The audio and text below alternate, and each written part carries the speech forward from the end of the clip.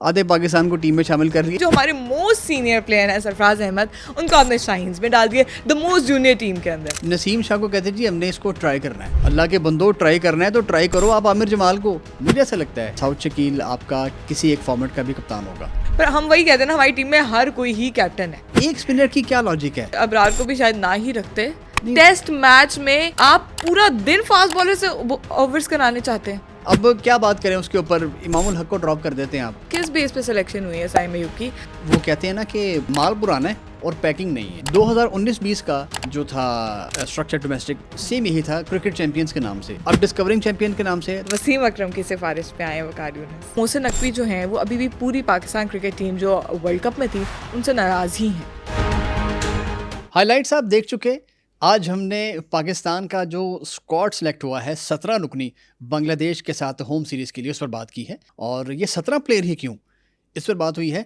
और इमामुल हक को क्यों ड्रॉप किया गया, शाहीन शाह अफरीदी की वाइस कप्तानी क्यों गई, वकार यूनिस किसकी सिफारिश पर आए, PSL के जो वेन्यूज़ हैं वो इंग्लैंड ने देने से क्यों इनकार किया, श्रीलंका और इंडिया के माबैन जो सीरीज़ हुई है उसमें इंडिया की हार की वजह क्या बनी है, और बहुत सारी चीज़ें हैं जो आज हमने इस सेशन में डिस्कस की हैं। तो आप इस पॉडकास्ट को आखिर तक ज़रूर देखिएगा। अच्छा, मुझे ये बताएं, ये जो 17 रुकनी के 117 रुकनी स्क्वाड अनाउंस कर दिया है, आधे पाकिस्तान को टीम में शामिल कर रही है, ये क्या चक्कर है? अपनी होम सीरीज़ में इतने लड़के डाल रही है। मुझे लगता है आप ट्राई करना चाह रहे हैं, नए चेहरों को ट्राई कर रहे हैं। बस नहीं करना चाहिए था। थोड़े से जो आपको चाहिए, जिन प्लेयर्स के साथ जिन पे आप रिलाई करते हैं उनको आप रखें, आप कम लोगों के साथ जाएं तो वो ज़्यादा बेहतर होता। पर उनकी ये अप्रोच है कि उन्होंने ज़्यादा लड़के अगर सेलेक्ट कर लिए हैं तो उसका ये एक मोटिव होगा कि ज़्यादा होंगे तो हमारे पास रोटेशन पॉलिसी का ज़्यादा वो चांसेस हैं। पर 2 टेस्ट मैचेस है, उसके अंदर आप कितने ही क्या प्लेयर को रोटेट करेंगे 2 टेस्ट ट्राई कर मैचेस में? लेंगे, कितने लोगों को ही चेंज कर लेंगे। एक टेस्ट में अगर आप इन लोगों को खिला लेंगे, दूसरे में आप दूसरों को खिला लेंगे, तो ज़्यादा रोटेशन तो हो नहीं सकती। 17 लोगों का आप एक इतना बड़ा बैच साथ लेके जा रहे हैं, तो उनमें से आप किन को खिलाएंगे, किन को नहीं खिलाएंगे, एक वो मार्जिन आपके पास आ जाता है कि आपके पास ज़्यादा लोग होते हैं, एक पूल में ज़्यादा लोग हो जाए तो आपके पास सेलेक्ट करने के लिए आसानी होती है। पर वहीं पर कन्फ्यूजन भी ज़्यादा होगी कि आपने किन प्लेयर्स को सिलेक्ट करना है। कन्फ्यूजन की अलामत ये है। कन्फ्यूजन ही है कि मतलब आप किसको सिलेक्ट करेंगे, किसको नहीं सिलेक्ट करेंगे। ऊपर से आपने सरफराज अहमद को शाहीन्स में डाला हुआ है, नसीम शाह को शाहीन्स नसीम में शाह को डाला। डाला हुआ है शाहीन्स में। मतलब ये आपके मेन प्लेयर्स हैं। शाहीन्स क्या टीम होती है, यंगस्टर्स की टीम होती है। आप हाँ, उनको लेके जाते हैं, वहां से भी बांग्लादेश की ए टीम नहीं आ रही, ऑब्वियसली। ऑब्वियसली हाँ। ए आ रही है, हमारी भी यहाँ से ए टीम जा रही है। और वहां पे आपने जो हमारे मोस्ट सीनियर प्लेयर हैं सरफराज अहमद, उनको आपने शाहीन्स में डाल दिया द मोस्ट जूनियर टीम के अंदर। मतलब कोई उमर सेंस ही अमीन नहीं भी है बनती है। उसमें। हाँ ये देखो ना, मीर हमजा आपका प्राइम है, हाँ ऑब्वियसली अब वो प्राइम बॉलर है, वो उसमें भी खेल रहा है, उसमें भी है।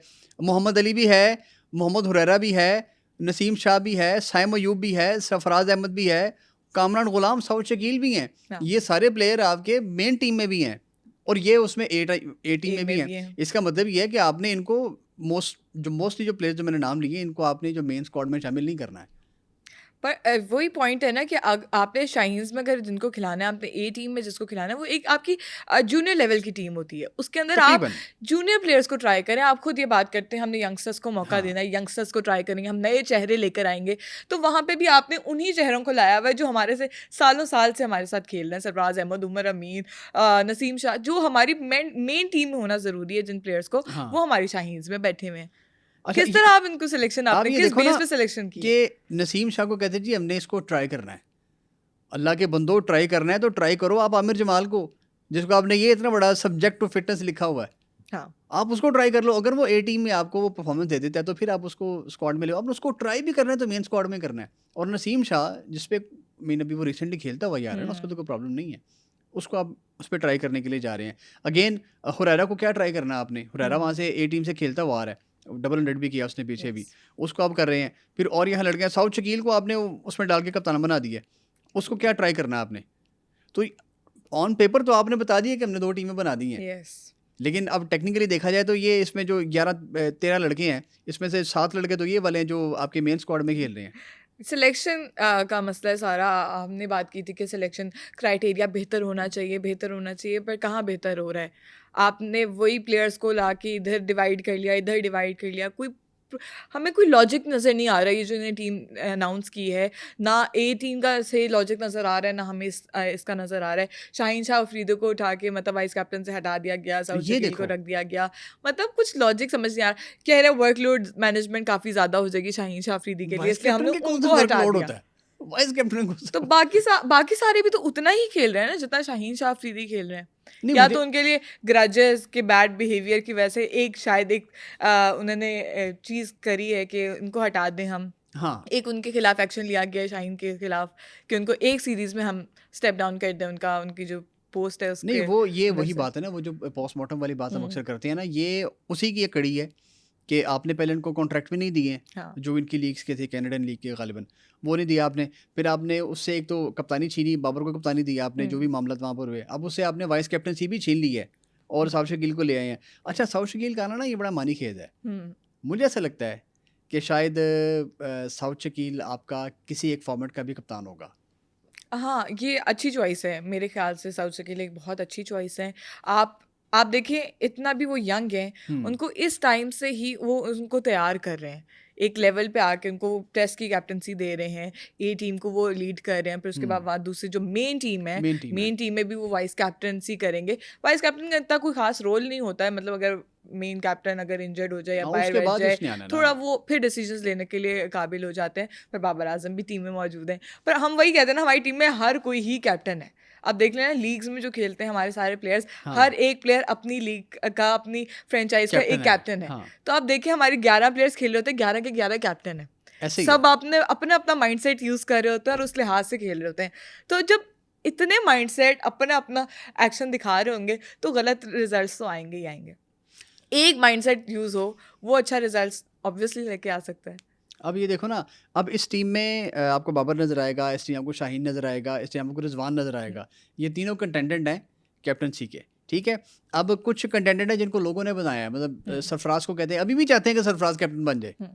जिसकी अब टीम में जगह नहीं बनती, ठीक है, उसकी बड़ी उनको सर्विसेज है शाहीन्स में पाकिस्तान डाल के दिया लिए, है। उनको शाहीन में भी डाल दिया है। लेकिन वो तो चले समझ आती है ना कि आपको एक कीपर के साथ एक एक्स्ट्रा कीपर चाहिए, वो तो बात उनकी जस्टिफाई तो हो कोई जाती है। और कीपर भी हो सकते थे शाहीन्स में। आप लोगों को शाहीन्स में ए टीम में आपको यंगस्टर्स को ट्राई करना है ना, तो आप हाँ यंगस्टर्स को ट्राई करें। बात ये है। आप वहाँ पे जो हमारे मोस्ट सीनियर प्लेयर्स हैं, जिनको हम कहते हैं हम पाकिस्तान की मेन टीम का कैप्टन कंसिडर करते हैं, जिन्होंने हाँ हमें इतनी ट्रॉफी जिता के दी है, हमें चैंपियंस ट्रॉफी जिता के दी थी, उनको हम शाहीन्स में डाल रहे हैं। अच्छा आप यंगस्टर्स को कहाँ पे एडजस्ट करेंगे जब आपने सीनियर प्लेयर्स को ही शाहीन्स में लेकर आने? कहाँ इस चीज़ का लॉजिक है? उमर अमीन कौन सा यंगस्टर है? आपको वही पता है तो अजहर बात अली के है। साथ डेब्यू किया था उसने। वही अजहर तो अली वो रिटायर हो चुके हैं अब। 97 टेस्ट मैच खेल के रिटायर हो गया, पाकिस्तान की कप्तानी करके रिटायर हो गया, और उमर अमीन अभी भी ए टीम में खेल रहा है। क्यों, किसको पॉलिश करना चाह रहे हैं ये? किसको एग्जैक्टली कहाँ? ये सिर्फ ना एडजस्ट कर रहे हैं कि हम कहीं ना कहीं एडजस्ट कर दें अपने प्लेयर्स को, वहाँ पे परफॉर्मेंस दिखा दें, तो फिर हम मेन टीम में लेकर आ जाएंगे। यार क्या आप पाकिस्तान टीम से लाइक किया आप लोगों ने? अच्छा एक चीज़ और है कि हमारी एशियन कंडीशंस जो कि हैं हमेशा सूट करती हैं स्पिनर्स को। हम्म। आपने एक स्पिनर रखा है, एक स्पिनर की क्या लॉजिक है? तो वो तो अबरार को भी शायद ना ही रखते, क्योंकि अबरार को तो वैसे भी वो मैचेस तो खिलाते नहीं हैं। अबरार तो वैसे ही उनके साथ टूर्स करते हैं, उनको खिलाते तो है नहीं। पर यहाँ पे उनकी शायद मजबूरी थी कि हम अबरार को ले जाएं, और उनके शायद उनके पास कोई और स्पिनर है नहीं जो टेस्ट में कर सके। ऐसा तो बिल्कुल भी नहीं है। हम्म, अबरार को इन्होंने रखा है सिर्फ एक स्पिनर। नहीं टेस्ट मैच में आप पूरा दिन फास्ट बॉलर से ओवर्स कराने चाहते हैं? नहीं, अब इनका सलमान क्या अली आगा। अच्छा आप पिचेस बना लेंगे फास्ट बॉलर्स की, हाँ चलें ठीक है बना ली, तो पूरा पूरा दिन फास्ट बॉलर्स से बॉलिंग कर रहे हैं। कैसे वर्कलोड कैसे मैनेज करेंगे? पूरा 20-20 दिन ओवर कौन फास्ट करेगा? बॉलर्स किस तरह बॉलिंग करेंगे? ये क्या लॉजिक है? अबरार अहमद कर लेंगे, साथ पार्ट टाइम स्पिनर है सलमान अली आगा, हाँ उनसे करा लेंगे। वो भी पार्ट टाइम ही है ना। पार्ट टाइमर है ना अबरार वो। अहमद पूरा जेन्युइन स्पिनर है। चले हम तो दुआ करते हैं कि अबरार अहमद को फाइनली मौका मिले, हाँ पर उनको शायद टेस्ट में ही मौका मिल सकता है, उसके बाद अलावा और नहीं मिल उन्हें सकता। और नहीं और मिल हमारे फास्ट बॉलर 5 से 6 फास्ट बॉलर्स आपने टीम में रखे हुए हैं। आप मुझे बताएं ना, आप इनको सबको एडजस्ट कहाँ पे करेंगे? ये मुझे लगता कैसे है टीम ये कैसे वही 11 हो गया प्लेयर्स कि कैसे आपने बनेंगे? सिर्फ लड़के बस दिखाया कि जी हाँ। हमने सेलेक्ट कर लिया।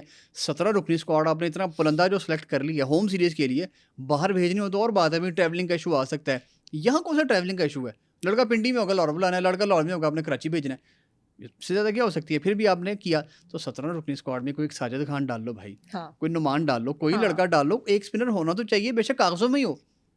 पता चली यार एक जब बैलेंस आपने स्क्वाड है। 17 सेलेक्ट कर ही लिए हैं तो स्पिनर्स को और 6-6 तो आप कर ओपनर लेते खड़े कर select। लेते हैं। वो आपको हाँ याद नहीं पिछले उसमें जो सिलेक्शन हुई थी। बहरहाल ये तो आवे कावा बिगड़ा हुआ है।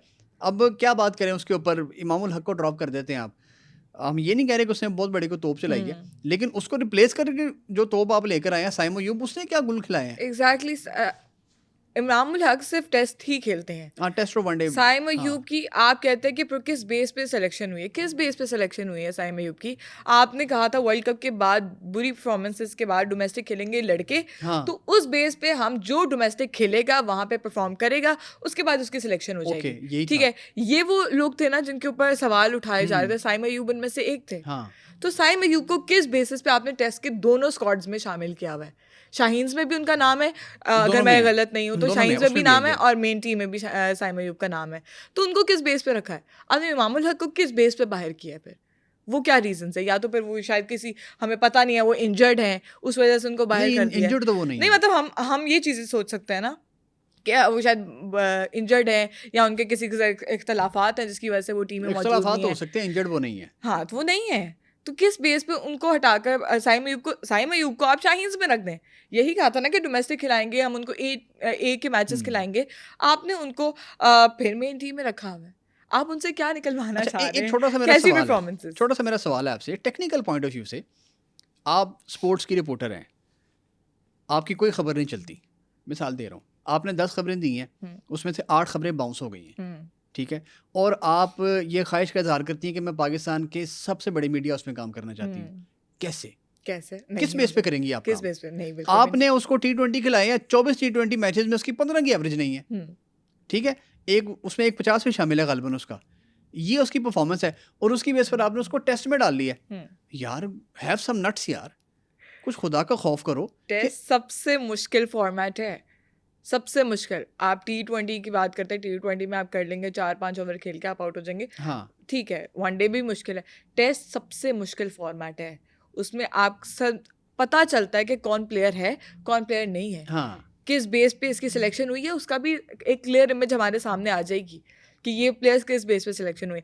आप कहते हैं कि हमने इनको सिलेक्शन करना है, इनको हम परफॉर्मेंस की बेस पे सिलेक्शन करेंगे, हम नए चेहरे लेकर आएँगे। हाँ। नए चेहरे आप 17 स्क्वाड के मेंबर्स के सूरत में लेकर आए हैं और इसमें वही प्लेयर्स हैं। कौन से नए चेहरे ले आए हैं? डोमेस्टिक में जिन प्लेयर्स ने परफॉर्मेंसेस दी हैं, उनको आपने बेशक ले आए हैं, पर बाकी प्लेयर्स, साइम अयूब किस बेस पे हैं टीम में? अच्छा, ये देखो ना, ये स्टैट्स हैं इसके इमामुल हक के।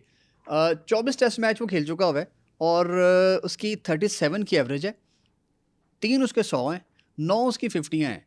अब आप अंदाज़ा करें, और ओडीआई की बात भी कर लें, चलो उसकी 9 सेंचुरी ओडीआईज़ में, चूँकि अभी ओडीआई की बात नहीं हो रही इसलिए इसको सिर्फ हम करते हुए चले जाते हैं।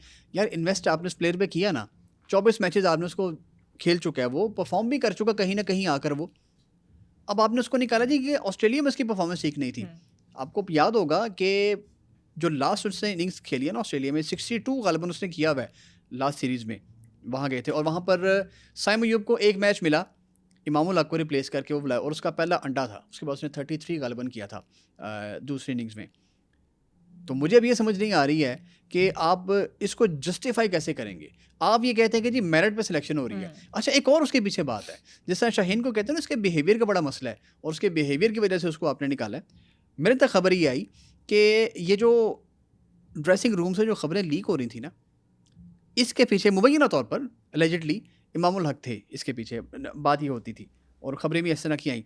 तो शायद कहीं ऐसा तो नहीं हुआ कि उनको इस वजह से साइडलाइन कर दिया, या वो बाबर का बड़ा अच्छा दोस्त है इसको इसलिए साइडलाइन कर दिया? ये मुझे समझ नहीं आया। आई डोंट थिंक सो कि ये बात हो सकती है, क्योंकि हर जगह पे इस तरह के कुछ लोग होते हैं जो खबरें लीक करते हैं। मतलब हर एक फील्ड में इस तरह के लोग हैं जो करते हैं, पर वो एक्सपोज नहीं होते। अगर ये रीज़न है तो ये तो फिर उनके करियर का तो फिर ये एंड ही है, क्योंकि फिर इस तरह के लोग टीम में नहीं हो सकते। मुहसिन नकवी तो बिल्कुल भी अब चाहेंगे नहीं कि इस तरह के प्लेयर, क्योंकि उन्होंने कहा था डिसिप्लिन सबसे ज़्यादा इंपॉर्टेंट होगा, डिसिप्लिन, परफॉर्मेंस और आपकी जितनी भी आपकी यूनिटी, ये सारी चीज़ें अगर होंगी तो आपकी सिलेक्शन वगैरह हो सकती है। पर अगर ये चीज़ें होंगी तो फिर तो पाकिस्तान का नहीं, ये कुछ भी भी नहीं हो सकता। मैं एलिजिबिलिटी की बात कर रहा हूँ। उन कहा जाता है कि शायद उनका नहीं, नाम तो आता मैं है। भी यही कह रही हूँ कि हाँ, अगर हो तो फिर ये तो फिर उनके करियर का फिर एंड ही समझे फिर आप। लाइक देखिए, खबर तो कोई भी दे सकता है ना, हाँ। आपका एक लिंक है हम्म, किसी स्पोर्ट्स ऑर्गेनाइजेशन में, खबर आप तक पहुंच जाती है, हम्म, ठीक है, हम तक भी खबर पहुंच जाती है, जराए जिसको आप कहते हैं, हम्म, तो जराए तो कोई भी हो सकते हैं। कोई अब आप भी। उस जराए को इमामुल हक का नाम देकर उनको हाँ। साइडलाइन कर देंगे तो ये तो ज्यादती है ना। Yes. आप उनकी परफॉर्मेंस की बात करें, या तो आप इमामुल हक से कोई बेहतर नाम सामने लेकर आए ना, तो फिर हम उस पर कहें भी कि ठीक है जी, आप इमाम से एक बेहतर नाम सामने लेकर आए। हम कोई जस्टिफाई नहीं कर रहे उसको, हम कोई वो आप कह लें कि हम वो आजकल बड़ा वो ट्रेंड है जी, ये वो प्रमोशन हम उनकी प्रमोट कर रहे हैं, सोशल मीडिया ब्रिगेड का ऐसा नहीं है। आप उससे बेहतर नाम लेकर आए, लेकर आए। आप बाबर आजम से बेहतर नाम लेकर आए, आप और लोगों से बेहतर नाम लेकर आए, समझ आता है यार। साइम अयूब कहाँ से समझ आता है? मैं तो कह रही हूँ उनको तो शायद खराब करने वाली बात है कि अभी ये वो खराब यंग करने इतने वाली हैं, बात है। उनको आप खिलाई जा रहे हैं कि कहीं वो परफॉर्मेंस दे दें। आप उनको पहले डोमेस्टिक खिलाएं। हम उनको क्रिटिसाइज नहीं कर रहे हैं। हाँ, हम चाहते हैं कि वो पाकिस्तान के लिए सर्व करें, हर एक प्लेयर पाकिस्तान के लिए ही सर्व करे। सभी हम आए। क्रिटिसाइज उस तरह नहीं करते हैं कि एक प्लेयर है वो बुरी परफॉर्मेंस दे रहा है, उसको बाहर निकालो बाहर निकालो। यार आप उसको डोमेस्टिक खिलाएं, वहाँ पे परफॉर्मेंसेस दे, वो अपने आप को पॉलिश करे। अभी उसके पास बहुत टाइम है, वो करे फिर पाकिस्तान की टीम में आए, ए टीम में सिर्फ खेले। मुझे तो समझ नहीं आता कि आपने इस टीम में भी मौजूद रहना है, आपने इस टीम में भी मौजूद रहना है। आप पे कहते हैं वर्कलोड बहुत ज़्यादा है। अभी ये जो हमारे चैंपियंस कप का शेड्यूल अनाउंस किया है, हाँ वो देखें, वो क्या चीज़ है। बैक टू बैक मैचेस यार, आप किस तरह वर्कलोड फिर मैनेज करेंगे? अच्छा, ये चलें इस पर आ जाते हैं। एक तो ये वो कहते हैं ना कि माल पुराना है और पैकिंग नहीं है, यानी कि जो पुराना मंजन है वही है, उसको नई पैकिंग में आपने बेच दिया। 2019-20 का जो था स्ट्रक्चर डोमेस्टिक सेम यही था, क्रिकेट चैंपियंस के नाम से। अब डिस्कवरिंग चैंपियन के नाम से है, तब वो क्रिकेट चैंपियंस के नाम से था। तब चूँकि रजीम कोई और थी, एहसान मानी चेयरमैन पीसीबी थे और वसीम खान थे सीईओ। उन्होंने बड़ा एक प्लान बना के वो दी प्रेजेंटेशन और बनाया कि जी 6 फ्लैगशिप टीमें निकाली हैं आपने और आप इस पे काम करेंगे, लिमिटेड मैचेस होंगे लेकिन अच्छी प्रोडक्टिव क्रिकेट होगी, कंपेटिटिव क्रिकेट होगी। समझ आता था, ओके। लेकिन कान काले कर दिए उस पर तनकीद कर करके, जी आपने क्लब बंद कर दिया, आपने ये बंद कर दिया। अब आज 5 साल के बाद आप सेम उसी तर्ज पर, हम ये नहीं साबित करना चाहते कि वो बिल्कुल सेम है, हम उस तर्ज को ले लेते हैं कि आप 5 टीमें बना रहे हैं, फ्लैगशिप टीमें, और उनकी बुनियाद पर आप इवेंट करवाएंगे। चैंपियंस ट्रॉफी कह रहा हूँ, चैंपियंस ये जो सारा मामला है, टेस्ट अलग होगा, T20 फॉर्मेट अलग होगा, और लिमिटेड ओवर जो 50 ओवर्स का वो अलग से होगा। ये आपके हो गए फ्लैगशिप इवेंट 3। कायद आज़म ट्रॉफी कहाँ है? मौजूद है वो, उसमें यकीनन होगी। प्रेसिडेंट कप भी यकीनन होगा, मौजूद है जी। नेशनल T20 कप भी होगा, भी मौजूद है। और भाई रोज मैच खिलाना है अपने प्लेयर्स को, कैसे? या फिर एक काम हो सकता है, मुझे ऐसा लगता है कि या तो आप सारी तवज्जो आप इस पर लगा देंगे, और जो आपका जो प्राइम इवेंट है कायद आज़म ट्रॉफी, वो फिर वही ना, ये ग्रेड 1 ग्रेड 2 ये यही है ना। ये आप मेनली आप पूरा साल इन इवेंट्स के लिए प्रैक्टिस करते हैं कि हम ग्रेड 1 के लिए सिलेक्ट हो जाएं, ग्रेड 2 के लिए सिलेक्शन हो जाए हमारी। बाकी तो चलते रहते हैं, जो साथ साथ आते हैं, नेशनल कप आ जाते हैं, बाकी जितने भी इवेंट्स हैं वो साथ साथ ही होते रहते हैं। पर मेन लोग कहते हैं कि हमें ग्रेड 1 के लिए फर्स्ट क्लास क्रिकेट खेलनी है उन लोगों ने। पर आप बैक टू बैक इतने मैचेस आप फिटीक हो जाएगी उन प्लेयर्स को, वो इंजर्ड हो जाएंगे, वो किस तरह अपना इस तरह का वर्कलोड मैनेज करेंगे? आपने खुद बोला था कि वर्कलोड मैनेजमेंट की वजह से ये प्लेयर्स परफॉर्मेंस नहीं दिखा पाते हैं, ये नहीं कर पाते हैं। तो अब आपने तो खुद ही ये चीज़, आपने खुद ये सामने रखा है प्लेयर्स के सामने कि आपको इतने सारे मैचेस दे दिए, अब आप इसमें परफॉर्मेंसेस भी हमें दिखाएं। तो वो किस तरह दिखाएंगे जब बैक टू बैक मैचेस, 1-2 दिन का भी फर्क नहीं है उन मैचेस के अंदर? अगला टूर्नामेंट स्टार्ट। मसला ये नहीं है कि आपने 33,000 मैचेस करवा दिए हैं। हाँ, आप प्रोडक्टिव मैचेस कितने हैं? वही ना, क्वालिटी आपने कम कर दी है, आपने क्वांटिटी बढ़ा दी है। इस तरह आपको प्लेयर्स भी उसी तरह के मिलेंगे, क्वालिटी प्लेयर्स आपको नहीं मिलेंगे, आपके पास क्वांटिटी प्लेयर्स बहुत ज़्यादा मौजूद होंगे। अच्छा, मुझे ऐसा लगता है कि शायद बैट्समैन तो सर्वाइव कर जाएं इस हेक्टिक माहौल में, इस सारे में। बॉलर्स पकड़े जाएंगे, मुझे ऐसा लगता है। बॉलर्स भी पकड़े जाएंगे, उसके बाद ऑलराउंडर्स भी पकड़े जाएंगे। आप लोग वैसे भी ऑलराउंडर्स तैयार करते ही नहीं हैं, हमारे पास कोई ऑलराउंडर नहीं है। इमाद वसीम की बात करते हैं, इमाद वसीम का तो अब ख़त्म ही है सिस्टम। उसके अलावा आपके पास कौन इस तरह का ऑलराउंडर आपकी टीम में मौजूद है जिसके ऊपर आप रिलाई कर सकते हैं? कोई ऐसा ऑलराउंडर है किसी को आपने तैयार किया अभी तक? नहीं किया। आप फास्ट बॉलर्स निकालते हैं, फास्ट बॉलर्स, स्पिनर्स भी आपके पास पता नहीं कौन से हैं, कौन से नहीं हैं, किस तरह के हैं, मतलब उनका ब्रेक भी नहीं होता, स्पिन भी नहीं होती। बैटर्स, ओपनर्स आपने इतने सारे तैयार कर लिए हैं और उन्हीं ओपनर्स पे आप रिलाई कर रहे हो, उन्हीं को आप साथ साथ लेकर जा रहे हैं। मिडिल ऑर्डर किधर है? मिडिल ऑर्डर में आपके पास कोई भी नहीं है। मिडिल ऑर्डर भी आप वो समझ रहे हैं कि हमारे ओपनर्स आके मिडिल ऑर्डर संभाल लें। ऑलराउंडर कहाँ है? हर प्लेयर का एक नंबर होता है। हाँ, अब आप डेविड वार्नर से गए जी, आप खेले 5वें नंबर पे, वो तो खैर रिटायर हो गया, मैंने ऐसे एक बात की है। या उस्मान ख्वाजा से गए आप जी 5वें पे खेल लें। हर बंदे का अपना नंबर होता है। आप एक उसको नंबर होता है। हिलाएँगे, चेंज करेंगे तो ऑब्वियसली गलत होगी उनकी परफॉर्मेंसेस भी नहीं, क्योंकि वो उस नंबर पे खेलते हैं, फिर उसी नंबर पे वो परफॉर्मेंसेस दिखाते हैं। पर यहाँ पे उन्होंने सारा स्ट्रक्चर ही उल्टा कर दिया है, कुछ समझ ही नहीं आ रहा है। आप कहते हैं हमें मेरिट पे हमने सिलेक्शन करनी है।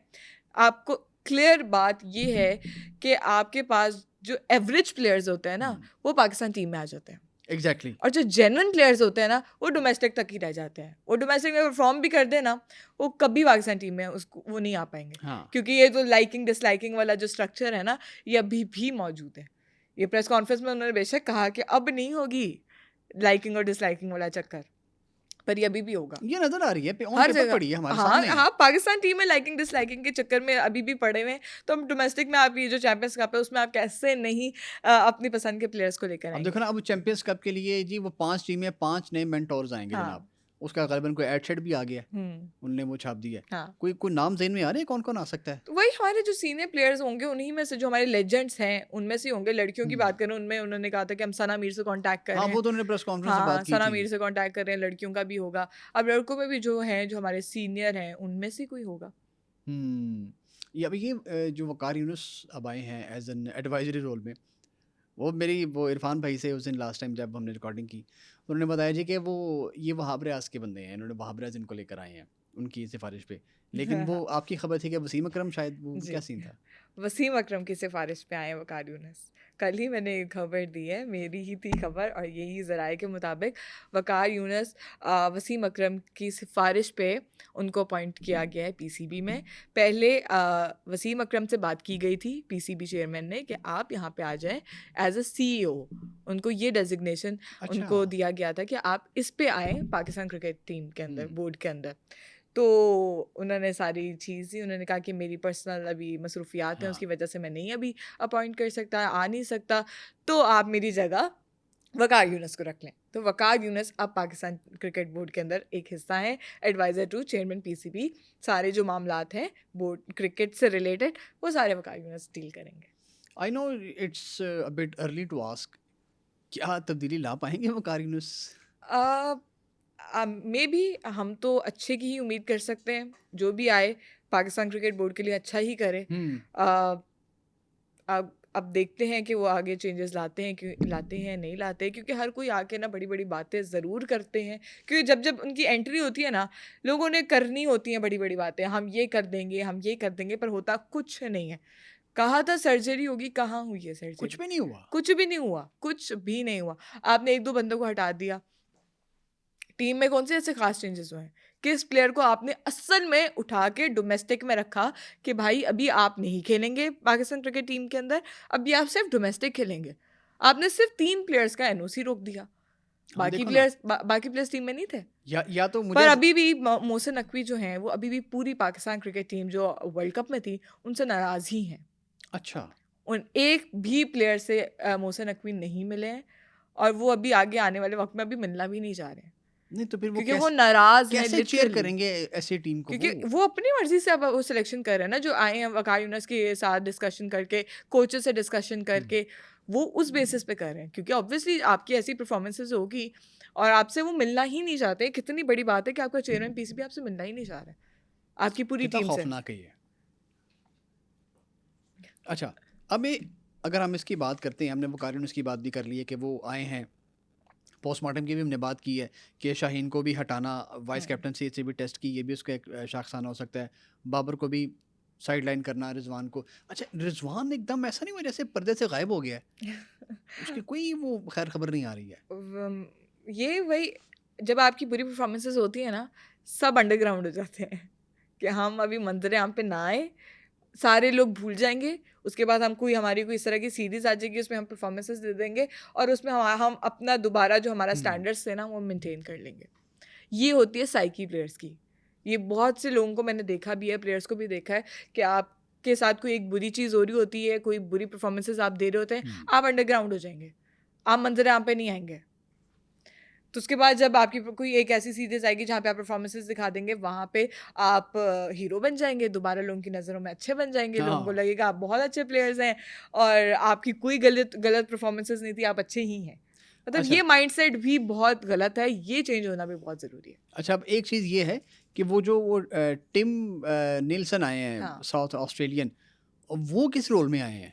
वो हाई परफॉर्मेंस सेंटर में जो कोचेस होते हैं ना, उस रोल में आए कि अच्छा, वहाँ पे जो वो उसको परफॉर्मेंस, लीड करेंगे। हाँ, वहाँ पे उनको लीड करेंगे, वहाँ पे जितने भी अच्छा। मामलात होते हैं, एनसीए जो है अच्छा हमारा, हाँ। एनसीए के अंदर जितनी भी अंदर जो उनको लीड करेंगे, उनके हेड होंगे वो।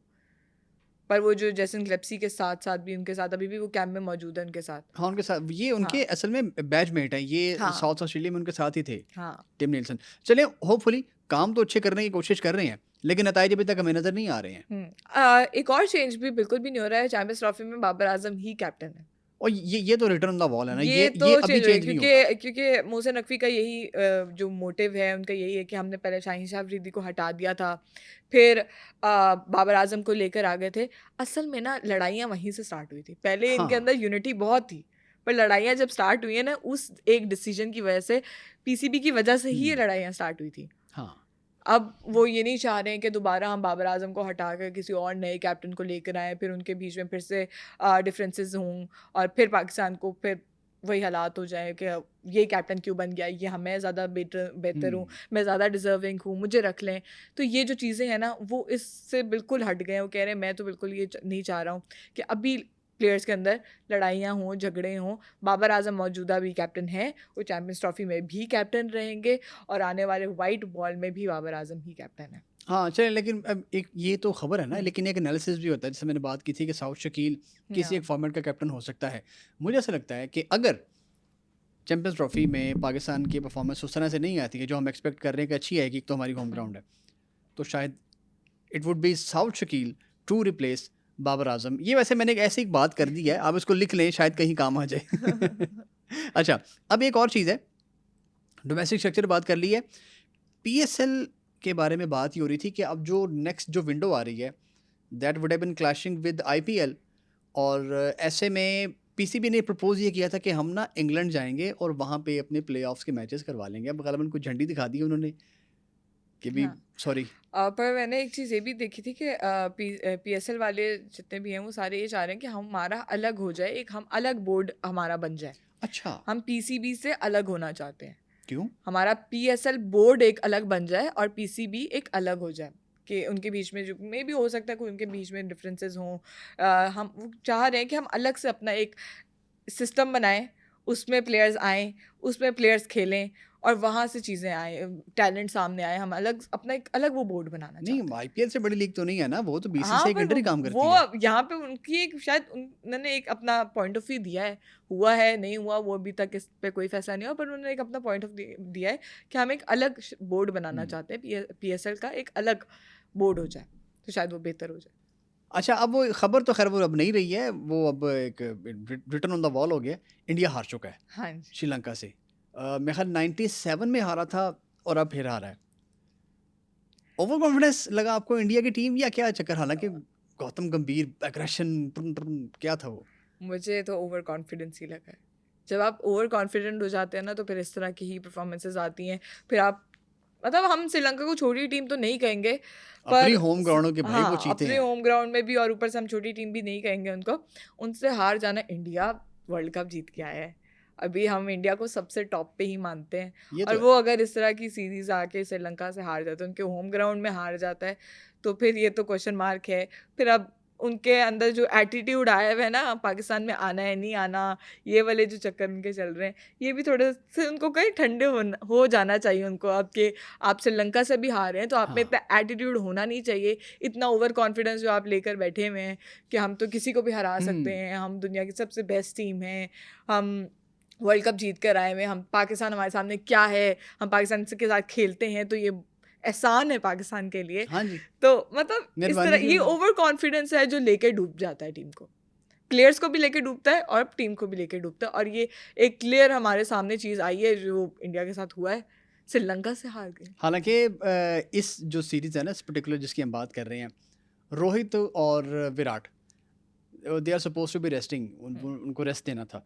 लेकिन गौतम गंभीर की ये पहली असाइनमेंट थी, तो उन्होंने कहा जी मुझे ये चाहिए और मैं चाहता हूँ कि ये वापस आएँ।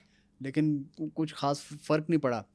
या यहाँ भी मुझे लगता है कि शायद वो जो गौतम गंभीर का एक ओवर एग्रेसिव उनकी जो अप्रोच है, शायद वो ले डूबी है उनको। ओवर एग्रेसिव, ओवर कॉन्फिडेंस, ये सब कुछ जो ओवर साथ आ जाता है ना वर्ड, ये हर बंदे को लेके डूब जाता है। और ये इंडिया के साथ तो हुआ है। इंडिया हर जगह यही मानता है कि हम सबसे टॉप पे हैं, टॉप पे हैं। तो फिर आपके साथ ही आप बड़े से बड़ा प्लेयर खिला लें, आप छोटा प्लेयर भी खिला लें अपने साथ, अच्छे से हाँ, अच्छा कॉम्बिनेशन अपना सेट कर लें, आप ओपनर्स भी रख रहे हैं, fast bowler, spinners, middle order, आपके पास सब कुछ मौजूद है, उसके बाद भी आप हार रहे हैं, तो ये सिर्फ ओवर कॉन्फिडेंस है। अब ये और देखें। सिर्फ ओवर कॉन्फिडेंस अगर आपका ख़त्म होगा, हाँ, तो शायद आप छोटी टीम हो, बड़ी टीम हो, उसके सामने आप जीत सकते हैं। जब ये जो तीसरा मैच जो इंडिया हारा, अल्टीमेटली सीरीज़ हारा, तो जब 6 आउट हुए ना, तो फिर शिवम दुबे बैटिंग करने के लिए आया था। यानी कि इतनी डीप उनकी बैटिंग रही हाँ। इंडिया की। इसके बावजूद स्पिनर ने तो उनको फंसा के मारा। अच्छा, यहाँ एक और बड़ा मज़ेदार कंपैरिजन है कि पहली ही असाइनमेंट थी गौतम गंभीर की और पहली ही असाइनमेंट थी जयसूर्या की भी। वो भी एज एन इंटरिम कोच अभी तो है, वो कंफर्म नहीं हुए। उनकी पहली असाइनमेंट, उन्होंने सीरीज़ जीत ली। अब वो लेजेंड हो गए फिर से, जनाब हमने इंडिया को हरा दिया। और आकिब जावेद वो इस वक्त बॉलिंग कोच की हैसियत से काम कर रहे हैं श्रीलंका में। और उनके जो कुछ बॉलर्स थे, उन्होंने बड़ा क्रेडिट भी दिया उनको कि यार ये हमें बड़ा अच्छा इन्होंने वो लाइक डील किया और वो सारे मामला तो उसमें किए। तो अचीवमेंट है आई गेस उनके लिए, श्रीलंका के लिए। दूसरा भी ये है कि बांग्लादेश के हालात आपके सामने हैं, सबके सामने हैं। टर्मोइल की वहाँ पे एक सूरत हाल है। कोई प्लान्स में कुछ चेंजिंग तो नहीं आ रही? डेट्स आगे पीछे तो नहीं हो रही हैं? नहीं, ये ऑफ़र की थी पाकिस्तान क्रिकेट बोर्ड ने कि आप बेशक अपने प्लेयर्स को पहले भेज दें, यहाँ पे आप ट्रेनिंग करवा लें, पर उनका इस तरह का कोई रिस्पॉन्स नहीं आया है। पर इस तरह का कुछ भी नहीं हो रहा है, वही शेड्यूल है, उसी लिहाज से होगा, उसी तरह से होगा। और जो दूसरी बात आपने आकिब जावेद की, आकिब जावेद जब लाहौर कलंदर्स अभी हारे, तो उनके ऊपर बहुत क्रिटिसाइज़ हुआ कि बिल्कुल अच्छे कोच नहीं थे, जिसकी वजह से ये हारे हैं और लाहौर कलंदर्स हार गए। हाँ, अब कहते कोई टीम को वो जिता नहीं सकते हैं, पर अब श्रीलंका के साथ वो हैं, डील कर रहे हैं उनको एज अ बॉलिंग कोच। वहाँ पे श्रीलंका ने सीरीज जीत ली अपने नाम के लिए, वो भी इंडिया के खिलाफ। तो अब इतना भी आप लोगों को क्रिटिसाइज ना करें, जब वो आपके साथ अच्छा कुछ अच्छी परफॉर्मेंसेस दिखा देंगे, बेशक in the field of coaching और इन द फील्ड ऑफ खुद प्लेइंग, तो फिर आप खुद ही शर्मिंदा होने लग जाते हैं कि हमने इस बंदे को कितना क्रिटिसाइज किया है और अब अच्छी परफॉर्मेंस दिखा रहे हैं, तो अब हम इसको किस तरह सपोर्ट करें। हाँ, ये चलो अपनी की हुई बात को ना हाँ, बड़ा मुश्किल हो जाता है। गद्दाफ़ी स्टेडियम की क्या पोज़ीशन है इस वक़्त? गद्दाफी स्टेडियम का एक वैसे एचटी आया है मेरे सामने, हाँ, वो बड़ा अच्छा है वो वैसे वो। बहुत खूबसूरत है। अब अगर उस तरह का बना रहे हैं स्टेडियम, तो फिर तो हम सबको बहुत लॉर्ड्स इंतज़ार है। वाली फीलिंग मुझे आ रही वो तो थी। बहुत खूबसूरत है, जो एचडी व्यू आया है हमारे सामने गद्दाफी स्टेडियम का। अगर उस तरह बन जाता है तो मतलब पूरी दुनिया आने के लिए तैयार हो जाएगी। इस तरह का अगर है स्टेडियम बनने के लिए, हो जाएगा अभी कुछ टाइम बाद। पर अब स्टेडियम से हटकर थोड़ा सा जो साथ वाला होटल है ना, उसके ऊपर भी इन्वेस्टमेंट स्टार्ट कर रहे हैं। हाँ, 3.5 करोड़ के अराउंड उस पे उसका बजट अप्रूव कर लिया गया है, और उसको अब उसके ऊपर रेनोवेशन उसकी स्टार्ट होगी। वो जो एनसीए के साथ है होटल, जिसको बनाने के लिए वो जो वो आधा रुकी हुई है बिल्डिंग। वही बिल्डिंग जिस पे हाँ, मैं गया भी था उस बिल्डिंग हाँ, में। हाँ, उसके ऊपर अब सारी रेनोवेशन उसको स्टार्ट है। अब मोहसिन नकवी का अगला टारगेट है उस बिल्डिंग पे काम करने का। पर मुझे लग रहा है कि सिर्फ गद्दाफी स्टेडियम पे ही काम हो रहा है। अभी तक मैंने कोई ख़ास देखा नहीं है कि हाँ, पिंडी स्टेडियम पे भी कोई इस तरह का कंस्ट्रक्शन स्टार्ट हो गई हो, या कराची का स्टेडियम है नेशनल क्रिकेट स्टेडियम, उसके ऊपर इस तरह की कोई स्टार्ट हो चुकी है। सिर्फ जो फोकस है मुझे लग रहा है सिर्फ और सिर्फ गद्दाफी स्टेडियम के ऊपर है। आई डोंट नो व्हाई, क्या क्योंकि आपने पूरा स्टेडियम रेनोवेट करवाना है, दोबारा से हाँ। बनवाना है, तोड़ना है, फिर उसको बनाना है और एक बहुत खूबसूरत व्यू देना है। उसमें कोई 3-5-6 महीने तो लग ही जाएंगे। ऑब्वियसली टाइम तो लगेगा और अभी उसमें। हमारे पास चैंपियंस ट्रॉफी सर पे खड़ी हुई है, बहुत फ़रवरी जल्द में आने फ़रवरी वाली है। आ गया फ़रवरी समझ लें। तो आप किस तरह ये सारी चीज़ें मैनेज करेंगे? स्टेडियम के अलावा भी बहुत सारी चीज़ें हैं, उनके ऊपर भी काम होना है। तो मुझे नहीं समझ आ रहा कि क्या माइंडसेट चल रहा है मोहसिन नकवी का इस अच्छा, वक़्त। वैसे मेरे ख़्याल अभी तक पिंडी और कराची में कुछ हिलजुल भी नहीं हो रही है इस हवाले से? हाँ, थोड़ा-सा स्टार्ट किया था कराची स्टेडियम में, पर उसके बाद पिंडी में तो कुछ कुछ कुछ सुनने को ही नहीं मिला हमें अभी तक कि पिंडी में कुछ शुरू हुआ है या पिंडी को उसी तरह रखना है। मुझे लग रहा है जो मेन फ़ोकस है वो गद्दाफ़ी स्टेडियम है, क्योंकि लाहौर पाकिस्तान और इंडिया का मैच जो होना है, वो लाहौर में होना है। तो मेन फोकस है इंडिया को इम्प्रेस नहीं करना फिर है। देखो ना, अब अगर कदाफी स्टेडियम की बात कर लेते हैं, तो बाकी टीमों ने बाकी जगहों पर भी खेले, 3 हाँ, वेन्यूज़ फाइनल है ना? हाँ, पिंडी, कराची और लाहौर, हाँ, कदाफी स्टेडियम। तो अगर आपने कदाफी को रेनोवेट कर दिया, बहुत अच्छी बात है। यहाँ पे आप इंडिया के सारे मैचेस भी यहीं पर प्रोबेबली करवाए जाएँगे। तो ओके, ठीक है, लेकिन हुँ, बाकी का क्या कसूर है? हाँ। बाकियों को भी पैसे तो उतनी आपको इम्पोर्टेंस आईसीसी ने मिलनी पैसे देने चाहिए। हैं ना हाँ, रेनोवेशन के लिए। उतनी इम्पोर्टेंस बाकी स्टेडियम्स को भी मिलनी चाहिए। सोतेला नहीं अच्छा, बिहेवियर। एक चीज़ ये है, मुझे शायद ऐसा लगता है कि शायद इसीलिए मोहसिन नकवी ने क्रिकेटिंग अफेयर्स के लिए एक बंदा अपने साथ हाँ, अपॉइंट किया है, कि शायद वो यहाँ पर थोड़ा-सा ये तेज़ कर चीज़ें सके समझ मामलात सकें। को। हाँ, क ऑब्वियसली एक हम तो यही कह रहे थे कि चेयरमैन भी एक क्रिकेटर ही होना चाहिए, जिसको क्रिकेट की नॉलेज हो। हुँ। एक रिपोर्टर ने सवाल किया था मोहसिन नकवी से कि आपको इतनी नॉलेज नहीं है। उन्होंने कहा जितनी मुझे होनी चाहिए उतनी मुझे है। हाँ, ये वो एग्रेसिव हो गए वो थे इस अग्रेसिव हो बात गए पे। थे कि ये वक़्त बताएगा कि वो हाँ, कितनी नॉलेज मुझे है और कितनी होनी चाहिए। अब सही है ना, उन्होंने वकार यूनुस को रखा है साथ। एक हुँ, क्रिकेटर माइंडसेट बहुत ज़रूरी होता है क्रिकेट को डील करने के लिए। आपको चेयरमैन पीसी मोहसिन नकवी को उनको आता है एक पूरा जो है डिपार्टमेंट उसको संभालना। एडमिनिस्ट्रेशन हाँ, की जो हम बात है। पूरा सँभालना एक बंदे को आना चाहिए, वो उनको आता है। पर क्रिकेट के अफ़ेयर्स को सँभालने के लिए क्रिकेटर होना चाहिए। हुँ, वहाब रियाज़ थे, पर वो सिलेक्शन कमेटी में थे। अब ये हैं, इस हर चीज़ को रिव्यू करेंगे और उसके साथ सिलेक्शन के साथ भी वकार सिलेक्शन भी करेंगे, स्क्वाड्स भी फाइनल करेंगे, किस प्लेयर की क्या डिसिप्लिन है, उसके ऊपर भी एक्शन लेंगे। हर चीज़ अब वकार यूनुस के हाथ में, और जो वकार यूनुस कहेंगे, वो direct chairman PCB Mohsin Naqvi के पास चला जाएगा और वो डिसीजन ले लेंगे। सही है। अच्छा, अब ये जो सिलेक्शन कमेटी में कुछ तब्दीलियाँ होने जा रही हैं, कोई नए नाम ऐड हो रहे हैं उसमें? अभी तक तो कोई इस तरह के नाम सामने नहीं आए। उन्होंने कहा अभी तक तो यही चल रहा है, उसके बाद आने वाले वक्त में देखते हैं क्या नाम आते हैं सामने। चलें, होपफुली कि कोई अच्छे नाम सामने आएँ हम्म, और हाँ, जो क्रिकेट को बेहतर कर सकें, क्रिकेट पाकिस्तान पाकिस्तान की फिर क्रिकेट से आ को जाए, क्योंकि अभी जो हालात बहुत बुरे हैं। बहुत ख़राब हो चुके हैं। और चैंपियंस ट्रॉफी आ रही है, हमें जीतनी है चैंपियंस ट्रॉफी, और उसके लिए हमारे पास सारी चीज़ें हमारे पास होनी चाहिए, मौजूद होनी चाहिए। हमारे पास प्लेयर्स अच्छे होने चाहिए जो इन फॉर्म हो, जो परफॉर्मेंसेस दिखाएं, जिनके अंदर कोई डिसिप्लिन के मसले ना हो। हर एक प्लेयर को रिस्पॉन्सिबिलिटी लेनी चाहिए और हमारे पास जेन्युइन प्लेयर्स होने चाहिए, जिसकी वजह से फिर हम पाकिस्तान को चैंपियंस ट्रॉफी जिता सकें। हाँ, जाते-जाते एक और सवाल मैं हर बार पूछूँगा जब तक इंडिया आ नहीं जाता। इंडिया आ रहा है? इंडिया ड्रामे कर रहा है। अच्छा, ड्रामे कर रहा है? इंडिया आ रहा है, नहीं आ रहा, बता देना क्लियर, आना है, नहीं आना ना है। अब अभी हम भी सीधे हो गए हैं। आना है तो आ जाए, नहीं आना तो ना नहीं, आए। वैसे मुझे ऐसा लगता है इतने कि अब ओवर कॉन्फिडेंट ना होएँ कि हम नहीं आएँगे, हम ये करेंगे, हम वो करेंगे, हाइब्रिड मॉडल कर लें, दुबई ले हाँ, जाएँ, श्रीलंका ले जाएँ। पाकिस्तान नहीं आना चाहते भाई, हुँ, पाकिस्तान में क्या है? सीख लो भाई श्रीलंका की शिकस्त से।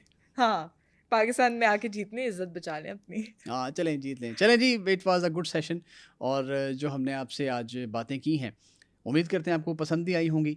कहीं कोई मसाइल हों, आपको कोई बात अच्छी ना लगी हो, तो कमेंट में हमें ज़रूर बताइएगा। मिलेंगे अगली पॉडकास्ट में।